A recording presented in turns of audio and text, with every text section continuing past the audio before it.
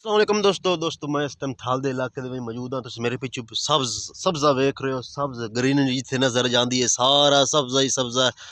तुसा सोच रहे हो किन्ना बिरावन तो पता भी ये सब्ज़ा किश है, तो कुछ साढ़े बिरान जिन्होंने को नहीं पता भी ये हरियाली ये सब्ज़ा किश की वजह तो है। तो दोस्तों मैं तुहानू अर्ज़ करा दस देवां जिन्हें भाई नहीं पता ये चने की फसल है। जी हाँ, छोलियां दी चने की फसल है जिहड़ी थल दे इलाके दे विच हुंदी है। तो ये बारानी फसल है, इहदा इन्हिसार सारा बारिश ते है। ये बारिश दे विच जनाब अल्लाह बारिश देंदा ते इहदे विच जान आ जाती है इस फसल दे विच। ये मैं रेत ते टुरिया वदा वेख लो मेरे पिछू सारी सर सब्ज़ है। तो हुण अज भी बारिश हुई है, कल भी बारिश हुई है, तो उस तो पहले भी बारिश हुई आई। जे ये मेरे पिछू बेरी दे दरख्त है जिहदी वजह तो फसलां माशाअल्लाह बहुत अच्छियां हो गई ने। फसलां माशाअल्लाह सर सब्ज़ हो गई ने, धूम मच गई है। तो इंशाअल्लाह बहुत जल्द फसल पक के तैयार हो जासी। मैं तुहानू विखाईना हाँ क्योंकि फसल तैयार है। इहदे विच बीऽ पै चुके हैं, छोले पै चुके हैं, तो डड्डे लग गए ने। डड्डे सुने सुने थल दी डड्डड़ी मशहूर है, तो वह मैं तुहानू विखाईना। दोस्तों ये वेख लो इहदे च दाना पै चुका है, ए वेख लो।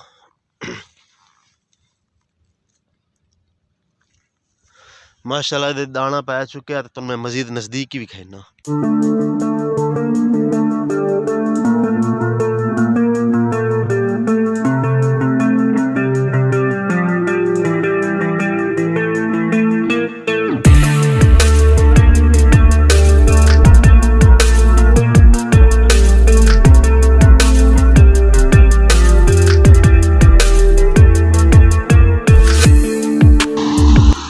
ये सारी दोस्त तुहानू पिछू हरियाली नज़र आती पई है, सारे चने हैं। ए वेख लो ये सारे चने जनाब इस टाइम अल्लाह ताला दे रंग लग गए थल दे इलाके नू।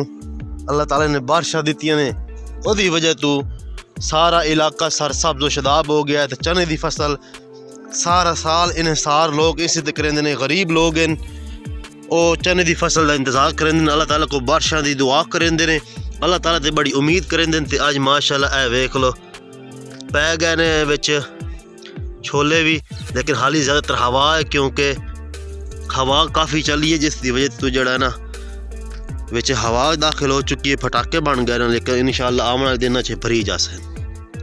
तो मेरे पिछू मौसम भी बड़ा खूबसूरत है, तुहानू बदलों का बड़ा सोहना तो बड़ा प्यारा नज़ारा नज़र आ रहा उसी ए वेख लो।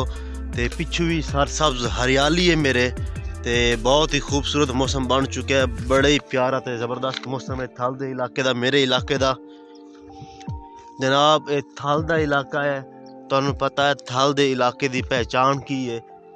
ये रेगिस्तान है, पिछू टिब्बे हैं, ये रेतला इलाका है। इस दे जेड़े मशरक वाली साइड ते अगर अस जाने इस साइड ते नाल ही दरिया झेलम है। ये दरिया झेलम है, दरिया झेलम का किनारा है। थल दे मशरक वाली साइड ते तुहानू आख्या ये दरिया झेलम है।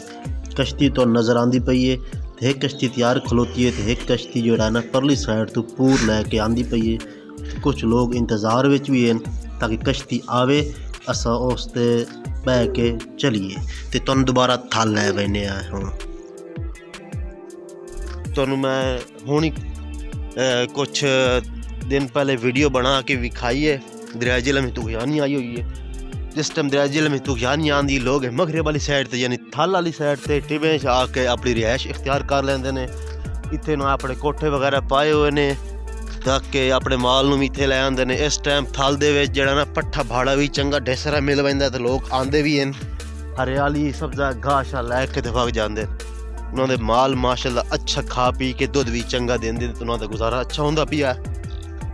तो इंशाअल्लाह इस सारी किसानां दा गुजारा भी चंगा उसी क्योंकि छोले माशाअल्लाह चंगे हैं।